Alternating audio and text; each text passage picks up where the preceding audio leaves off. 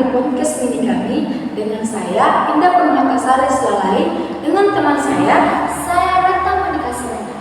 Baiklah, di sini kami akan membahas tentang topik yang sederhana tetapi juga menarik, yaitu tentang motivasi belajar.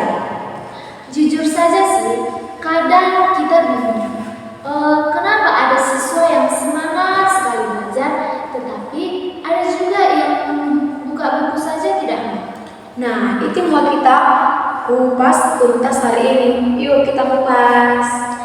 Bagian yang pertama, yaitu apa itu motivasi belajar. Jadi menurutku itu kan, motivasi belajar itu seperti dorongan internal yang bikin seseorang mau belajar. Terus kalau metode belajar itu ada dua jenisnya motivasi itu, yaitu motivasi intrinsik dengan ekstrinsik. Tapi menurut saya pribadi percaya bahwa motivasi intrinsik itu lebih banyak dipakai siswa pada zaman sekarang. Seperti belajar supaya dapat nilai bagus, rajin di kelas, atau biar tidak dimarahi oleh orang tua. Setuju sih, tapi itu justru masalahnya. Motivasi intrinsik yang datang dari rasa ingin tahu lebih bertahan lama sih. Saya nggak sepenuhnya setuju. Menurut saya, intrinsik itu sulit muncul kalau lingkungan belajarnya saja tidak mendukung. Jadi, lingkungan dulu yang harus dibenahi. Ya, dua-duanya saling berhubungan sih menurutku. Tapi intinya itu yang punya motivasi intrinsik biasanya belajar tanpa disuruh. Baiklah, kita masuk ke bagian 2. Kenapa siswa kehilangan motivasi? Oke, alasan yang pertama yaitu siswa tidak tahu tujuan belajar mereka. Banyak yang cuma belajar karena tugas. Setuju sih. Mereka nggak paham kenapa belajar itu penting. Kalau tujuannya nggak jelas juga, wajar motivasinya hilang.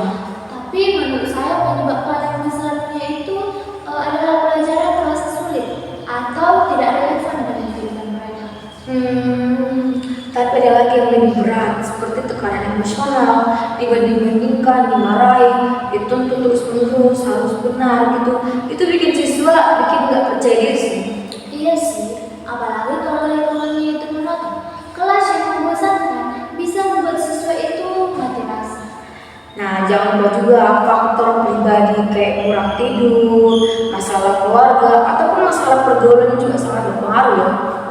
Jadi sebenarnya penyebabnya itu kompleks ya, bukan cuma siswa yang malas. Nah, bagian ketiga yaitu solusi. Bagaimana meningkatkan motivasi belajar? Pertama, tujuan belajar itu harus jelas. Baru guru juga perlu bilang, hari ini kalian akan bisa membuat paragraf deskriptif. Jadi siswa tahu apa yang ingin dicapai mereka. Tetapi itu saja tidak cukup. Menurut saya yang paling penting adalah menghubungkan pelajaran dengan kehidupan nyata. Anak itu akan termotivasi kalau merasa pelajaran itu berguna. Setuju banget, tapi variasi metode juga penting. Kalau tiap hari ceramah, sama kok pasti bosan, ya kan? Dan nah itu dia, coba pakai metode diskusi, game edukatif, eksperimen, video apapun yang membuat kelas itu hidup. Dan jangan lupa juga apresiasi. Kadang satu kalimat sederhana kayak kamu sudah berusaha ya hari ini bisa mengubah mood belajar mereka loh. Buat saya yang paling krusial adalah hubungan guru dengan siswa. Kalau gurunya hangat dan suportif, motivasi akan tumbuh dengan sendirinya.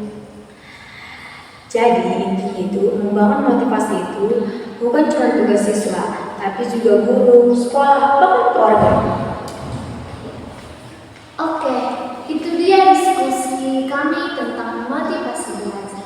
Ternyata masalah ini kompleks, tapi bisa ditangani kalau kita mengerti akar permasalahannya. Semoga dengan podcast ini membantu kalian dari siswa, calon guru, ataupun siapa yang peduli dengan pendidikan. Sampai jumpa di podcast berikutnya. Terima kasih sudah mendengarkan kami. Shalom.